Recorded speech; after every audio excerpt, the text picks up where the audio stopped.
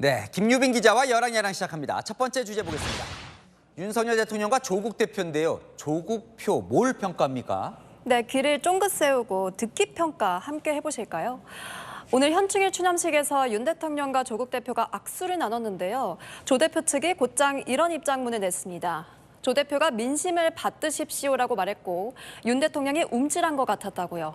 그런데 주변에 있었던 사람들은 못 들었다고 얘기하고 있더라고요. 두 사람 악수 장면이 카메라에 다 찍혀 있던데요. 그거 보면 그냥 알 수 있는 거 아니에요?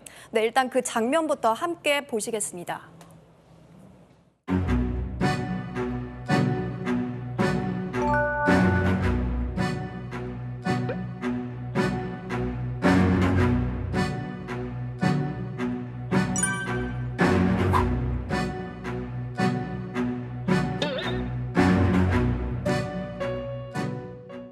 야, 저렇게 봐서는 실제 말했는지 대통령이 움찔했는지 잘 모르겠네요.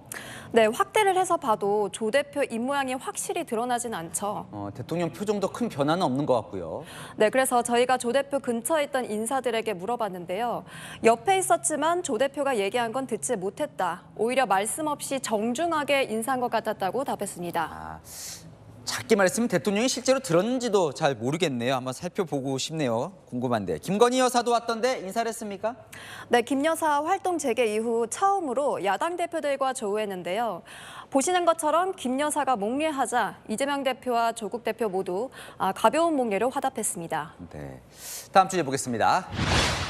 자, 누가 몽둥이를 든답니까? 윤석열 대통령이 드는 거예요? 네, 국민의힘 전당대회 이야기인데요.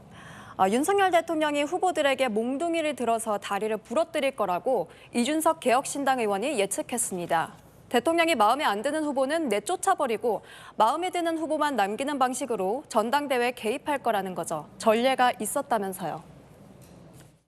대통령이 지난 전당대 신묘한 스킬을 보여주셨거든요. 1등부터 4등까지 다리 부러뜨리는 방식으로 선거에 임한 거는 이게 사상 초유의 일이고 했어요. 그리고 왠지 또 할 것 같은 사람입니다.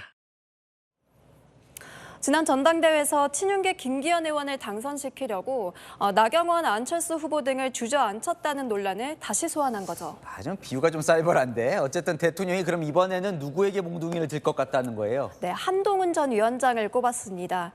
한 전 위원장이 전당대회에 출마한다면 윤 대통령을 옹호하려고 나올 것 같진 않고 김건희 여사 특검 등을 추진하려고 할 텐데 용산에서 먼저 한동훈 다리를 부러뜨리자 나서지 않겠냐는 거고요. 근데 아까 제목이 몽둥이 안 들 후보던데요? 누가 나오면 안 들어요? 네, 원희룡 전 장관과 윤상현 의원을 꼽았습니다. 윤 의원은 친윤이라서가 아니라 정세 판단이 빨라서 몽둥이를 맞지 않을 포지션을 스스로 잡을 것 같다고요. 네, 이준석 의원의 주장이었습니다. 네, 하나 더 보겠습니다. 우드사이드와 액트지오 보니까 영일만 석유 얘기군요. 네, 그렇습니다. 동해에 석유가스가 매장돼 있을 수 있다는 정부 발표에 대해서 민주당이 본격적으로 공격을 시작했습니다. 이재명 대표는 뜬금없는 산유국론이라고 했고요. 정청래 최고위원은 우드사이드 대 액트지오라고 올렸습니다. 액트지오는 알겠는데 우드사이드는 뭐예요? 네, 어제 한 보도가 나왔는데요. 정부는 미국 업체 액트지오의 분석을 기반으로 가능성이 있다고 발표했잖아요. 그런데 호주 업체 우드사이드에선 동해를 조사해본 뒤 사업성이 낮다고 판단해서 철수했다는 겁니다.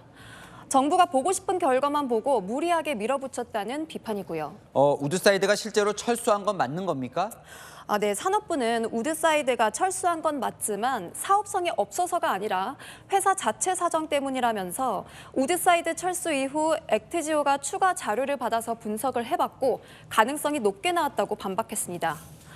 내일 액트지오 고문이 기자회견을 열어서 명확하게 밝히겠다는데요. 여야는 이걸로 또 싸우지 말고 차분하게 객관적으로 확인하는 게 좋을 것 같네요. 네, 지금까지 열왕야랑이었습니다.